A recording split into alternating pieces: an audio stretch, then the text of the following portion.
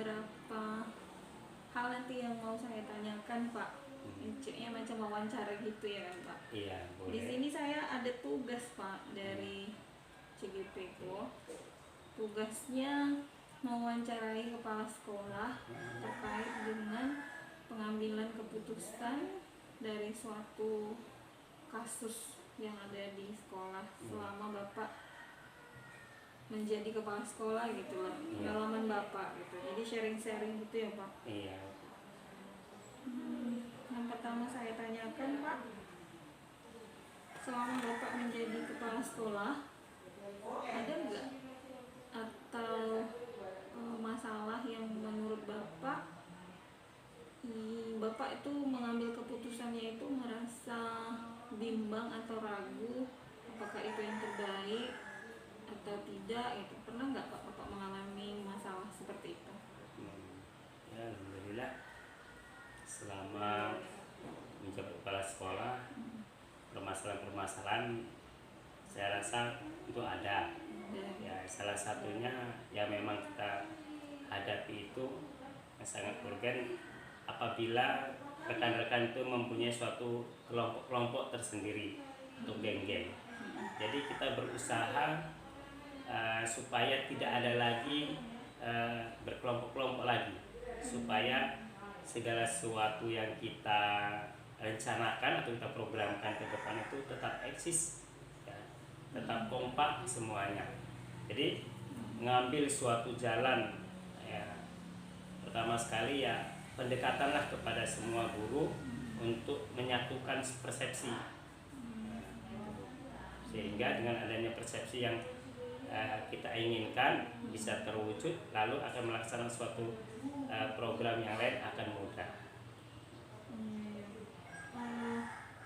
Berarti itu masalahnya di rekan kerja gitu ya? Betul, Pak? ya.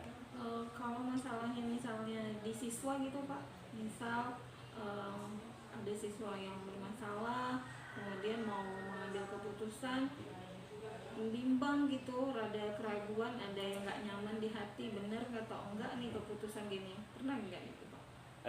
Kalau kita melihat permasalahan pada siswa, pertama sekali kita cari akar permasalahannya dulu, Bu. Jadi nggak cepat kita terus ambil suatu keputusan, ambil tindakan, terus hukuman dengan menurut nafsu kita. Tapi cari apa permasalahannya. Anak ini kok bisa berbuat seperti ini. Jadi apabila sudah tahu permasalahannya, ternyata kadang-kadang bukannya kesalahan dari siswa itu mutlakan itu, bisa saja dari orang lain. Jadi setelah tahu permasalahan yang sebenarnya, baru kita ambil jalan tengahnya. Jadi itulah yang Bapak lakukan ya Pak? Iya. Gitu. Kalau masalah ada atau tidaknya kasusnya pasti ada. Iya, ya, saya rasa ada ya. Jadi gini Pak, dari yang kami pelajari kan Pak, ada yang namanya kasus itu dalam dua keadaan. Iya. Yang pertama namanya dilema etika, kemudian yang kedua bujukan moral Pak. Ketika kita mengambil keputusan yang bujukan moral, itu terjadi di antara dua keadaan, satu benar, misalnya ada satu yang kebenaran dan satu salah yang melanggar hukum itu. Nah itu terkadang kan kita ada rasa kasihan gitu, yang menyebabkan kita nanti mengambil keputusan untuk membela dia, padahal itu salah gitu ya Pak, kalau melanggar hukum. Jadi yang kita ambil keputusan itu otomatis salah. Nah ada juga yang dia dilema Pak, dilema etika namanya, mengambil keputusan antara dua kebenaran. Nah, Bapak pernah nggak gitu Pak? Misalnya ada dua nilai kebenaran, kanan kiri gitu kan? Iya, seimbang lah gitu ya. Iya, jadi kita nih mau ngambil yang mana gitu? Satu sisi benar, satu sisi lagi benar gitu Pak. Pernah nggak Bapak mengalami itu Pak? Ya jelas ada itu Bu, seperti itu kan. Cuman kalau mengambil suatu tindakan supaya tidak ada juga kecewa di antara keduanya, kita ambil cari yang tengah-tengah lah. Ya, kalau seandainya memang satu katakan benar, ya duanya pun juga benar. Kalau satu kita hukum, ya duanya harus kita hukum. Jadi nggak boleh berpihak sebelah, harus memang adil lah pada saat itu. Ya, jangan minta satu misalnya dari saudara kita yang satu orang lain, sehingga kita ingin membela kepada saudara kita, ya pada saat itu karena kita posisi sebagai hakim, ya harus kita ya, cari keadilan lah gitu. Ya, jadi pada saat itu nggak usah kita berpihak kepada saudara, ya harus kita cari kebenaran. Pak, boleh diceritain nggak Pak satu masalah itu Pak, yang ada yang kayak gitunya tadi itu, misalnya saudara dengan umum tadi gitu kan? Contohnya Contohnya yang udah pernah gitu Pak? Boleh Bu. Misalnya nih, suatu kasus dari saudara, misalnya dia mau meminta suatu pekerjaan di satu tempat pekerjaan kita. Kemudian orang lain juga mau minta juga seperti itu. Sementara yang mereka minta di tempat kerja kita memang tidak ada lowongan. Nah, yang orang lain tadi atau saudara kita? Iya, satu orang lain, satu saudara kita. Kedua-duanya nggak ada lowongan. Nggak ada lowongan. Tapi kalau seandainya dipaksakan ya bisa-bisa saja Bu, kan gitu. Seandainya dipaksakan ya bisa saja. Itu kan kita punya hak. Tapi karena mengingat kondisi seperti itu, ya dua-duanya harus kita tolak. Nah, harus dua-duanya. Kecuali memang ada sesuatu yang memang itu di luar kemampuan kita. Ya mau tak mau ya harus kita terima kan. Berarti Bapak dulunya menolak kedua-duanya? Iya, harus kita tolak kedua-duanya, walaupun dari unsur mana. Termasuk juga misalnya dari saudara komite misalnya, ya tetap kita tolak juga. Memang nggak ada. Tapi kalau udah di luar kemampuan kita, ya itu memang di luar kemampuan kita ya. Mau tak mau kan. Ini benar terjadi deh Pak? Ya benar. Berarti Bapak mengambil keputusan tidak diterima kedua-duanya. Iya, kedua-duanya. Sebab tidak ada lowongan gitu ya Pak. Pak, boleh diceritakan Pak, Bapak mengambil keputusan tadi itu langkah-langkahnya atau prosesnya, atau Bapak ngambil jadwalnya itu apa seketika atau Bapak besok lagi atau dirapatkan atau gimana? Langkah-langkah pengambilan keputusan. Ya melihat kondisi juga Bu. Kalau kejadian yang kayak tadi itu Pak? Seperti itu harus kita berpikir dulu Bu. Ya tidak berpikir dulu. Kalaulah seandainya nanti si A saya terima, bagaimana nanti ke depannya? Kalau seandainya saudara kita terima, bagaimana juga nanti ke depannya kan gitu. Bagaimana nanti dengan orang lain kan gitu. Jadi harus berpikir matang-matang dulu, kemudian kita cari juga bagaimana itu informasi-informasi di luar, bagaimana apanya, baru kita ambil keputusan. Ya, kan jangan satu-satunya. Ya kalau seandainya suatu bimbang ya mau tak mau kita ngadu ya sama Tuhan lah, ya Allah. Kita adukan seperti ini, mana yang yang terbaik. Ya akhirnya kita tolak aja dua-duanya kan gitu. Berarti Bapak setelah mencari informasi di luar, Bapak juga meminta kepada Allah ya? Iyalah. Memang itu tempat kita kan gitu. Luar biasa kali Bapak ya. Kalau misalnya ke rekan kerja gitu Pak? Ada juga sebagian nanti yang memang perlu musyawarahkan. Iya, tidak langsung kita ambil suatu keputusan sendiri kan gitu. Oh ini rasanya perlu dimusyawarahkan sama kawan, kita musyawarahkan bagaimana keputusan dari kawan-kawan, ataupun kalau seandainya memang sangat terdesak bagaimana ya kita kasih pengertian sama kawan. Nah, kalau seperti ini nih, ada juga yang model memang harus mau tak mau ya harus keputusan tersendiri. Ya lihat sikonnya.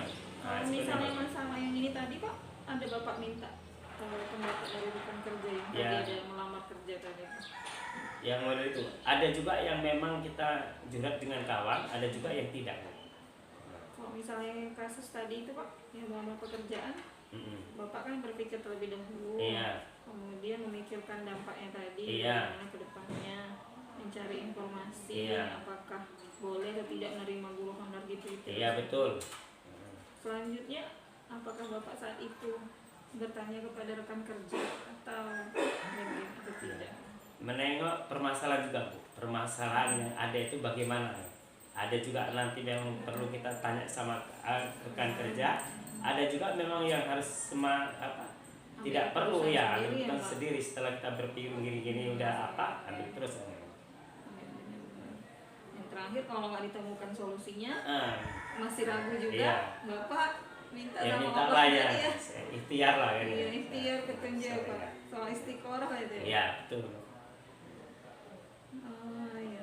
Berarti setelah soal istiqoroh gitu udah mantap gitu lah ya. Ya insya Allah itu kan udah keputusan dari Allah kan. Seandainya itu nanti kalau ada suatu masalah terjadi ya nanti belakangan lah. Yang penting kita udah mohon kan. Resiko ya. Iya. Ya, kita harus berani bertanggung jawab ya Pak. Iya. Oke Pak. Selanjutnya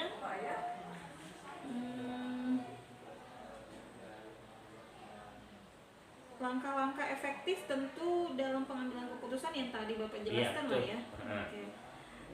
Tantangannya ini Pak yang mau saya tanya Pak. Ketika Bapak mengambil keputusan misalnya kayak kasus melamar kerja tadi saudara orang lain kan Bapak tidak menolak kedua-duanya. Tantangan untuk Bapak ketika Bapak mengambil keputusan itu apa ya Pak? Ya tantangannya paling nanti kan diceritakan di belakang itu aja. Nah cuma hanya sebatas ceritakan itu nggak open sama saya kan itu. Atau begini-gini nggak. Jadi minta tolong nggak dia. Pasti ya Pak. Cuman saya nggak ambil open harus seperti itu. Yang penting kita akan berbuat sesuai dengan jalur itu aja. Iceknya dirame-ramekan di luar, bahasa Indonesianya publikasi. Iya, itu udah nggak menjadi masalah bagi saya. Berarti Bapak nyaman aja. Nyaman, nggak ada apapun sedikit. Iya, benar. Ya kalau kita merasa tidak nyaman kan berarti ada merasa bersalah ya kan Pak. Betul. Berarti kan keputusan kita itu pasti nggak benar kalau kita merasa bersalah. Ya. Selanjutnya Pak, pertanyaannya, adakah seseorang atau faktor yang mempermudah Bapak dalam mengambil keputusan? Adakah seseorang atau teman dekat atau faktor-faktor lain yang mempermudah Bapak dalam mengambil keputusan dalam suatu masalah yang dilema tadi? Kalau faktor-faktor itu terutama sekali adalah saran dari gerakan hati yang sering kan kalau kira-kira hati memang cenderung untuk memutuskan ini yang benar itu yang sering apakan. Tapi apabila memang sudah terlampau kali ya cari pendapat dengan kawan-kawan. Kalau memang kira-kira pendapat kawan itu memang kira-kira ya mendekati kebenaran bisa diambilkan kan, kalau memang tidak ya enggak kan gitu. Memang juga apanya. Kalau seseorang itu Pak, faktor dari manusianya gitu ada orang yang mempengaruhi Bapak itu dalam mengambil keputusan? Kalau yang selama ini saya dapatkan belum pernah ada. Belum pernah ya Pak? Berarti ke diri Bapak ya? Iya benar. Oke Pak, yang terakhir nih Pak dari yang telah kita bahas. Jadi kami itu kan Pak pertama individu lawan masyarakat. Jadi kayak tadi Pak bilang kan kepentingan pribadi sama kepentingan orang lain, kita kan bingung. Kita memilih untuk diri kita, kebutuhan kita atau untuk kebaikan orang lain. Kemudian yang kedua rasa kasihan melawan rasa keadilan. Kadang kita misalnya kayak anak yang mau ditinggal kelaskan gitu ya Pak, misalnya dia rajin tapi dia nggak pandai, kan kita kasihan, atau kita harus berlaku adil. Kemudian kebenaran lawan kesetiaan. Contohnya yang kayak tadi misalnya ngelamar kerja, apalagi dari pemimpin atasan kita gitu ya Pak, dia ini kerja di sini gitu, iya kan Pak, berarti kita antara kesetiaan atau kebenaran. Di sini misalnya nggak ada lowongan gitu ya kan. Kemudian yang keempat, jangka pendek sama jangka panjang yang tadi Bapak ceritakan, dampak ke sekarang atau ke depan. Ya. Jadi Pak, dari yang tadi obrolan kita, saya ingin Bapak memberikan umpan balik ataupun pendapat Bapak mengenai pembicaraan kita ini, apa yang dapat Bapak simpulkan pembelajarannya gitu. pembelajaran apa yang harus kita jalankan dalam pengambilan keputusan gitu.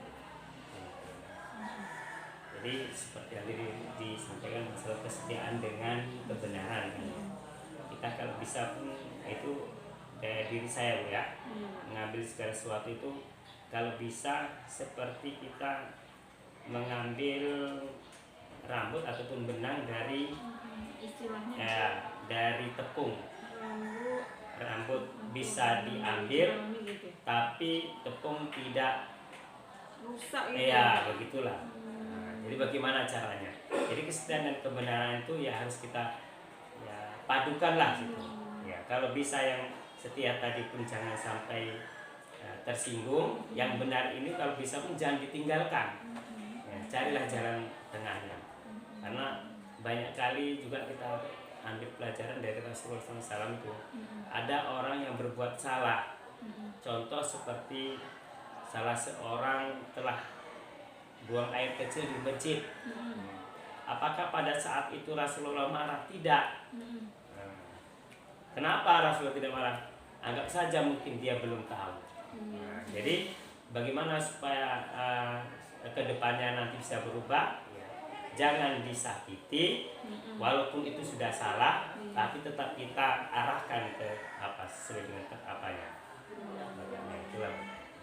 Selagi dia tidak melanggar hukum, Iya, ya Pak. betul, ya. Tidak melakukan suatu kejahatan gitu ya kan Pak. Jadi kayaknya kita harus mempertimbangkan benar-benar ya kan Pak. Jangan Seperti langsung yang salah langsung kita hukum langsung gitu dihukum. ya Pak. Seperti itu tadi kan, ini harus ditinggal kelas, ini harus naik kelas ya. Kita pertama sekali lihat latar belakangnya dulu kan Bu. Nah, dia mengapa selama ini nggak sekolah? Bisa saja pertama sekali faktor keluarga mungkin bisa jadi. Faktor daripada ekonomi bagaimana, ya, ini harus kita pun lihat juga. Jangan hanya mentang-mentang kita sekolah terus apa punya data semuanya langsung kita tinggalkan, enggak juga seperti itu. Kita harus memang lihat apa latar belakangnya kan gitu ya. Jangan karena nilai dia 0 tiap hari Iya. kita langsung tinggal kelas ya Tinggal Pak. kelas, ya. Kita nggak peduli dengan Iya. masalah dia gitu ya. Pak, terima kasih banyak ya Pak Sama-sama Bu, dari ya. yang telah kita bicarakan, sangat bermanfaat sekali untuk saya Pak. Ya, ini Assalamualaikum warahmatullahi wabarakatuh. Waalaikumsalam warahmatullahi wabarakatuh. Assalamualaikum Pak. Waalaikumsalam warahmatullahi wabarakatuh. Bagaimana Pak kabarnya pada hari ini? Ya, alhamdulillah sehat. Ya. Pertama sekali saya ucapkan terima kasih ya Pak, Bapak telah bersedia menjadi sasaran saya sebagai kepala sekolah yang nantinya akan saya wawancarai terkait dengan tugas saya Pak di sini. Oke Pak, tema yang akan kita bahas nanti adalah peran pemimpin dalam satuan pendidikan untuk pengambilan keputusan Pak dari suatu masalah. Yang pertama sekali Pak, di sini saya ingin menyampaikan bahwa dalam pembelajaran yang sedang saya jalani di program pendidikan guru penggerak, bahwa yang namanya masalah itu ada dua keadaan Pak. Yang pertama dilema etika dan yang kedua rujukan moral. Dilema etika itu terjadi apabila kasus tersebut itu mengandung dua nilai kebaikan Pak. Gitu. Sedangkan kalau rujukan moral itu terjadi apabila ada satu sisi yang melanggar hukum. Nah, yang saya tanyakan kepada Bapak yang pertama, adakah selama ini Bapak mengalami keadaan di antara keduanya? Atau Bapak bisa mengidentifikasi bahwa ini loh kasus rujukan moral, yang ini kasus dilema etika Pak yang terjadi pada sekolah Bapak mungkin? Baik Bu, terima kasih sudah berkunjung di sekolah kami ya, dimana ini kita sudah tugas Ibu ya, program guru penggerak. Baik, tadi pertanyaan Ibu tentang mengenai ada yang ditanyakan tentang mengenai dilema etika, kemudian tentang rujukan moral yang terjadi permasalahan yang ada di sekolah kami ini. Nah, saya akan coba menjawab. Yang pertama, memang setiap permasalahan itu pasti ada, baik di sekolah tingkat satuan pendidikan dasar, menengah ataupun tinggi seperti itu. Nah, di sini memang kami ada beberapa permasalahan-permasalahan yang bisa kami selesaikan dengan cara baik dengan cara bermusyawarah ataupun juga dengan cara pemanggilan kepada baik siswa ataupun orang tuanya seperti itu. Nah di sini memang salah satu permasalahan yang bisa kami selesaikan atau saya sebagai kepala sekolah memang menjadi dilema etika bagi saya. Karena di situ ada tadi baik tidaknya ada unsur kebaikan di situ ataupun juga sebaliknya begitu kan. Nah, ketika ada permasalahan tersebut, dilema etika yang saya rasakan sebenarnya ini baik untuk siswa tersebut ketika saya menindak atau menyampaikan kepada siswa tersebut. Contoh misalnya ada permasalahan siswa yang mungkin kegiatan-kegiatan upacara bendera misalnya atau juga senam atau juga datang sekolah misalnya kan tak terlambat begitu. Nah, di sini saya sampaikan itu memang ada semacam kebaikan bagi saya begitu untuk memberikan kepada siswa tersebut agar tidak terulang kembali permasalahan yang dia lakukan begitu. Baik disiplin tadi ataupun ketika ada upacara bendera dia tidak memakai misalnya perlengkapan sekolah begitu. Nah, di sini saya tahu memang karena ini juga bagian daripada siswa itu tidak mampu di sini. Nah, baik tidak mampu. Jadi bagaimana cara untuk menyelesaikannya tersebut? Ya ini saya lakukan pemanggilan kepada siswa itu agar memberikan pemahaman. Kenapa kamu datang sekolah misalnya tidak memakai pakaian lengkap ketika upacara bendera? Oh Pak, saya tidak punya uang membeli dari orang tua saya begitu. Saya merasakan itu, saya sadar bahwasannya ini juga menjadi sebuah bagi saya motivasi ya, seperti itu juga tantangan karena di sini siswa kami juga tidak begitu semuanya mampu begitu. Nah ini satu tentang mengenai dinamika yang saya rasakan ketika menyelesaikan permasalahan. Ada sisi baiknya tadi. Baiknya tadi apa? Ketika saya nasihati siswa tersebut setidaknya nanti tidak lagi terulang ketika ada kepatian ketika upacara bendera. Berarti banyak kasus yang terjadi di sekolah ini yang menurut Bapak itu menimbulkan dilema ya Pak ya? Dilema, misalnya siswa tadi kan. Oke, baik. Selanjutnya Pak, dalam menjalankan keputusan di sekolah terhadap kasus-kasus tersebut, dari cerita yang anak sekolah tadi yang tidak pakai seragam, Ya benar, betul. menurut Bapak di situ ada nilai kebaikan, ada dua nilai kebaikan apa yang membuat Bapak bimbang gitu dalam mengambil keputusan di antara dua kebaikan tersebut? Ya salah satunya tadi kembali nilai kebaikannya tentu ini untuk semua warga sekolah ketika semua peraturan sudah kita buat di sekolah ini semua mengikuti. Ketika perlengkapan tadi misalnya mereka sudah lengkap semua siswa tersebut, tentu kan tidak ada antara antara siswa satu dengan yang lainnya Keadilan saya berkeadilan yang memakai pakaian seragam tadi kan itu satu. Kemudian yang kedua nilai dari ketika keputusan yang dilakukan baik saya sebagai pimpinan sekolah yang saya terapkan di sini ya ini akan menjadi perhatian baik siswa maupun orang tuanya di rumah seperti itu. Karena kita menyadari juga karena di sini suksesnya sebuah sekolah itu, maju sebuah sekolah itu pertama sekali dulu ya kita melihat bagaimana disiplin yang ada di sekolah ini seperti itu. Nah, baik siswanya maupun guru-gurunya. Ya, berarti dari kasus tersebut ada dua nilai kebaikan, nilai kasihan sama siswa karena kita melihat latar belakangnya tidak mampu membeli seragam ya kan? Jadi nggak mungkin juga kita suruh pulang gitu ya kan? Satu lagi nilai keadilan, kalau nggak kita suruh dia pulang nanti teman-teman yang lain mungkin bisa mengikuti gitu kan, oh nggak apa-apanya nggak pakai seragam gitu ya kan Pak. Oke, baik. Boleh diceritai Pak bagaimana langkah-langkahnya lebih spesifik saat Bapak dihadapi oleh kasus seperti yang tadi Pak, siswa yang tidak berseragam ke sekolah tadi. Bagaimana langkah-langkahnya? Ya langkah-langkah untuk menyelesaikannya ya tentu yang pertama ya sebelum pelaksanaan semacam baik kegiatan sekolah ya. Dan upacara itu kan menjadi setiap hari itu ya, hari Senin. Ya tentu sebelum pelaksanaan upacara ini tentu kami sampaikan dulu 7 hari seperti itu agar jangan terjadi ketika pelaksanaan upacara bendera siswa tidak lagi memakai pakaian lengkap seperti itu. Jadi itu yang harus saya lakukan bersama para dewan guru. Kemudian yang kedua, tentu kami selalu terus melakukan sosialisasi kepada siswa ya, agar ketika pulang sekolah ini mereka pakaiannya ini harus betul-betul tidak boleh ditinggalkan seperti itu di sekolah, harus dibawa kembali. Berarti ada yang meninggalkan? Sebagian ada juga ditinggalkan seperti kadang topi, sepatu seperti itu kan. Nah, ke depan ini juga menjadi perhatian bagi kami di sekolah. Ketika siswa pulang sekolah itu mereka tidak ada lagi di sekolah, tidak ada lagi di dalam pagar lingkungan sekolah. Nah, ketika mereka udah pulang, terus pulang, kemudian agar tidak terjadi nanti sesuatu yang tidak kita inginkan seperti itu. Karena kan siswa ini kan butuh juga perhatian kan seperti itu. Nah, salah satunya itu tadi, ketika pakaian seragam tadi ini mereka ketika bawa itu akan dibawa kembali. Nanti ketika ada pelaksanaan misalnya upacara bendera, mereka bawa kembali dengan pakaian yang lengkap seperti itu.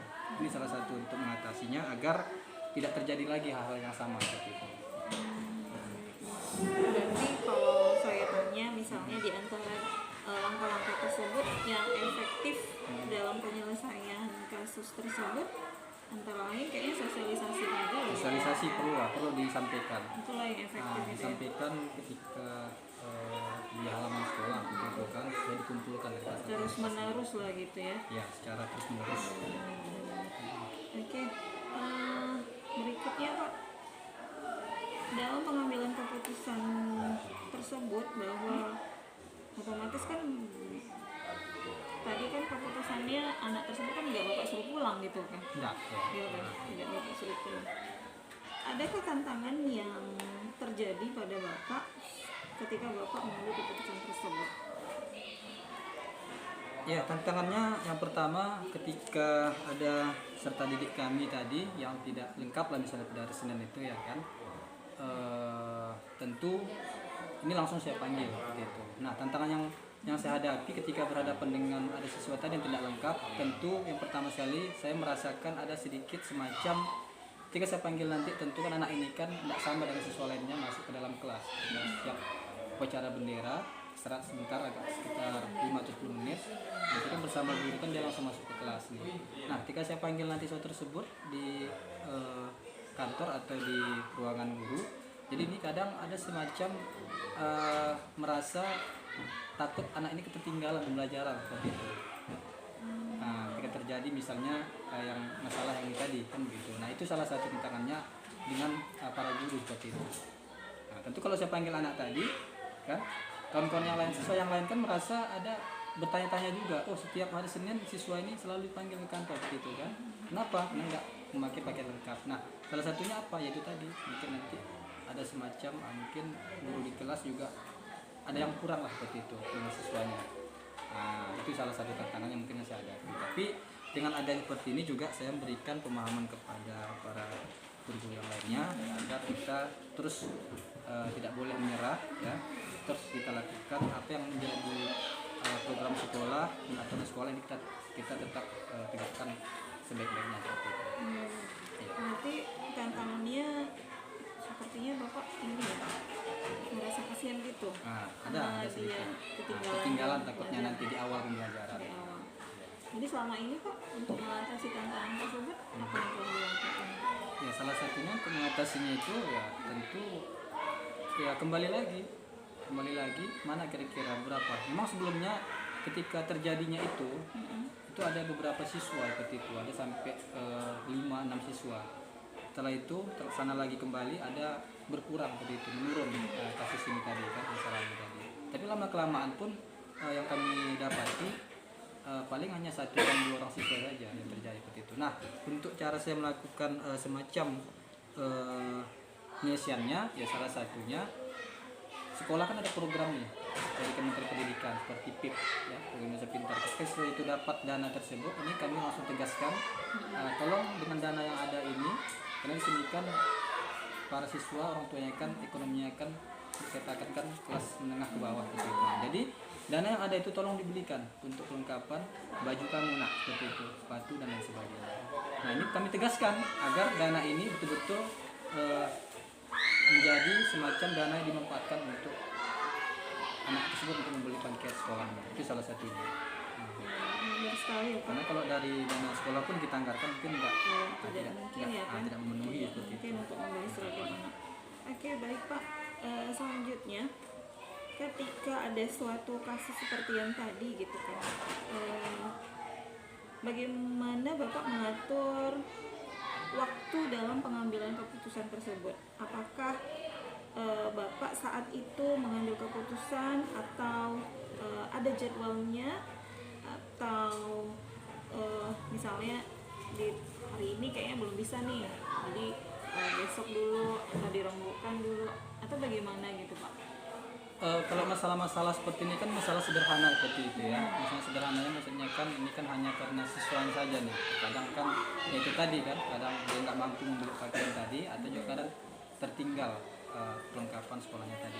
Nah untuk menyelesaikannya ini memang tidak ada jadwal. Ketika misalnya hari Senin terjadi itu hari itu juga saya selesaikan seperti itu. Satu juga agar permasalahan ini nggak berlarut seperti itu. Ini salah satu pengambil keputusannya saya lakukan dengan cepat, kemudian juga dengan terarah dan juga terselesaikan seperti itu. Tidak menunggu-nunggu lagi, nanti kita tunggu lagi, besok-besok kita selesaikan, terakhir apa yang terjadi, nanti timbul masalah yang baru lagi seperti itu. Berarti kalau gitu sepertinya kalau ada permasalahan ini sudah tahu gitu ya penyelesaiannya itu ini loh gitu ya. Oke, namun kalau misalnya ada kasus dilema yang lain yang lebih berat, itu bagaimana Pak? Misal dilema yang berat kasus yang misalnya gini, memang pernah kejadian juga kami ketika masa-masa pandemi COVID nih ya kan, pandemi COVID kami kan menyiapkan semacam kebersihan nih, kebersihan BR bersih, kemudian tong sampah, kemudian hand sanitizer dan sebagainya. Pernah satu kejadian di sekolah kami ini ada yang kami siapkan itu tiba-tiba paginya berantakan seperti itu, Nah, karena kami tanya juga kepada siswa, siapa yang melakukan ini? Ini dilakukan siswa tersebut dikatakan tidak tahu seperti itu kan. Nah, ini salah satu kasus yang pernah terjadi di sekolah ini. Ya, mungkin ini dilakukan oleh orang luar atau masyarakat sini kan itu. Nah, ini juga menjadi semacam permasalahan yang membuat saya agak sedikit merasa agak susah untuk mendapatkan siapa pelakunya seperti itu. Nah ini dari luar seperti itu. Nah ketika siswa melakukan mungkin kesalahan ya, contoh anak main bola nih di halaman sekolah, main bola tiba-tiba kaca pecah. Ini kan menjadi satu sisi kan kalau saya lakukan tindakan, tentu saya akan memanggil orang tuanya untuk membayar ini tadi kaca tadi. Nah satu sisi orang tua anak ini kan tidak mampu dia membayarnya, kan ada semacam delima bagi saya satu sisi. Nah kalau enggak ini diselesaikan, tentu ini kan juga menjadi permasalahan hukum. Nanti begitu enggak kita tindak, kita lakukan selesaikan, tentu nanti mereka juga melakukan hal yang sama lagi, karena nanti pecah lagi yang lainnya seperti itu. Nah ini sering terjadi di sekolah ini seperti itu. Berarti memecahkan kaca itu sering terjadi ya? Terjadi ketika anak-anak bermain di situ, mungkin bermain sore hari seperti itu kan. Nah kalau di jam pelajaran kan bisa diawasi oleh guru penjas seperti itu kan. Ini terjadi pada sore hari, ketika nanti pecah, kan kita tanya pada anak itu, siapa yang pecahkan ini? Nanti ada yang masih tahu, oh sekolah Pak, anak kelas ini katanya, kita panggil. Nah, pernah terjadi itu, kami buat semacam, ini harus diganti, ini harus diperbaiki. Kalau enggak nanti kami laporkan ke pihak yang berwajib seperti itu. Nah, datang orang tuanya, bawa semacam gergaji, dibawa martel, perbaiki orang tuanya datang ke sekolah ini. Ini pernah terjadi seperti itu. Nah, kami merasakan dengan adanya komunikasi secara intens, ya kita sampaikan juga ketika ada permasalahan dengan memang hukum nih kan, memang satu sisi itu melanggar hukum ya bagi yang melakukan yang merusak fasilitas negara seperti itu kan. Nah ya alhamdulillah orang tuanya pun benar sadar seperti itu, dia datang dan diperbaiki pintu sekolah tadi. Jadi kita ada komunikasi, kita sampaikan seperti itu. Tentu dalam pengambilan keputusannya Bapak perlu waktu kan? Nah kalau yang itu tadi perlu waktu, kita tanya dulu ke anak-anak, butuh waktu sehari 2 hari untuk menanyakan kejujuran anak-anak. Siapa? Kemudian Pak, dalam pengambilan keputusan selama ini yang Bapak lakukan, bicarakan, apakah ada yang mempermudah atau membantu Bapak dalam mengambil keputusan tersebut, baik dari sisi seseorang atau pihak apa ya, maksudnya manusia gitulah ya wujudnya ya. Apakah ada seseorang yang mempengaruhi, yang membantu Bapak dalam mengambil keputusan, atau ada faktor-faktor yang selama ini membantu Bapak dalam mengambil keputusan gitu, misalnya rekan kerja Bapak, atau ada yang seseorang yang lebih dewasa gitu yang menjadi panutan Bapak? Dalam mengambil keputusan tentu saya juga melihat dulu ya visi baiknya dulu. Visi baiknya tentu di sekolah kita ini ada beberapa juga, ada 1, 2, 3 orang guru-guru senior. Jadi itu saya ketika dalam mengambil keputusan ini saya juga ajak mereka untuk berdiskusi dulu. Ketika sebelum saya mengambil keputusan tersebut, ketika keputusan yang saya ambil itu ini berdampak baik untuk sekolah maupun untuk dewan guru lainnya, Ini satu. Selalu saya libatkan dari guru-guru yang lebih senior dari saya. Kemudian ada juga mengambil keputusan itu ini secara inisiatif dari saya. Maksudnya inisiatif dari saya itu saya lihat ini memang saya keputusan ini memang ini harus saya lakukan agar tidak terjadi lagi hal-hal yang sama atau tindakan yang bisa membahayakan bagi sekolah atau sekolah kita. Berarti selama ini Bapak mengambil keputusan kadang dari guru-guru yang lebih senior gitu ya, mendengarkan pendapat mereka gitu ya. Kemudian terkadang juga ya dari diri Bapak sendiri gitu ya, dari pengalaman lah lebih makanya. Oke, baik. Pak, yang terakhir nih dari pembicaraan kita, pembelajaran apa ya Pak kira-kira yang menurut Bapak harus terwujud atau didapatkan dari sesi diskusi kita hari ini? Ya, baik. Tentu tadi kita sudah diskusi ya tentang Ibu tanyakan kepada kami tadi permasalahan di sekolah ini. Ya, pembelajaran bisa saya petik ya. Ini sangat baik sekali ya, bagus sekali. Salah satunya tadi di mana pembelajaran yang bisa saya dapatkan bagaimana cara kita mengambil sebuah keputusan itu ini yang bisa ada manfaatnya kepada murid itu tersebut. Ini yang pertama. Kemudian yang kedua, ketika terjadi misalnya ada permasalahan, ini tentu ada semacam dilema ketika bagi saya sebagai kepala sekolah. Atau juga kadang ada semacam dilema. Nah, saya bisa harus menyelesaikannya itu memang harus hati-hati begitu. Misalnya terjadi masalah antara guru. Nah, bagaimana caranya? Saya harus memberikan semacam penyampaian yang baik, kemudian juga nantinya permasalahan ini jangan terjadi kembali agar guru-guru misalnya yang ada permasalahan antara guru tersebut ini tidak terjadi kembali ketika agar proses pembelajaran di sekolah ini bisa berjalan dengan baik. Kan itu saja. Yang kedua tadi yang bisa saya lakukan. Semoga pembicaraan kita ini dapat bermanfaat ya Pak untuk saya sendiri dan untuk Bapak. Terima kasih Pak atas waktunya dan saya akhiri. Assalamualaikum Pak warahmatullahi wabarakatuh. Waalaikumsalam.